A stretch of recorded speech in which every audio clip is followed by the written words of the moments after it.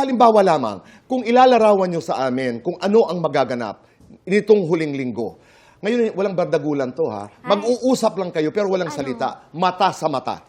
At huhulaan ko kung ano talagang mangyayari kay Thea at kay Marjorie. Pwede nyo bang gawin? Magtitinginan kami? Nag-uusap lang kayo gamit ang May mata. acting palang kasama. Para huhulaan ko sige, kung saan papunta ang kwentong ito. Direct? 5, Okay. 4. 3, 2, 1, go!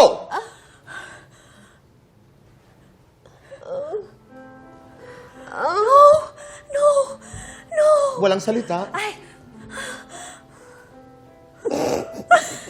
Okay. Nahulaan mo ba dito, boy? Parang nasaktan. natulog na lang ako. Meron bang mawawala? Mababaldado ba? Ay, may Mamamatay ba ang ganon. isa? Parang ganon? Yes po, may ganon. May Oo, kailangan na parang may prinsipy para halikan at magising. Oo. May mag-aagaw buhay. May sleeping ganda.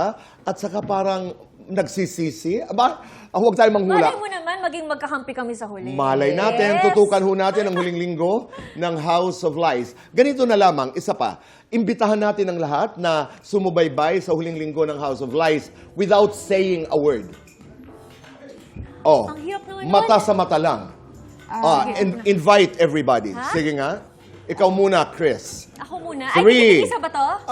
I'm sorry? Tigit-tigisa? Tigisa-isa to. Oo. Imbitahan mo pero wala kang sasabihin. Kailangan manood sila. 3, 2, 1, action!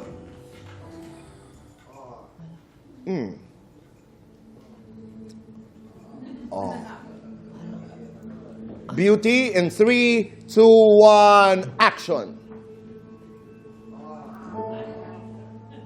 Ay, ang sweet. Bait-baitan. Direct ako naman. In 3, 2, 1, action! Ano? Ano nangyayari? Ay! Wala lang. Walang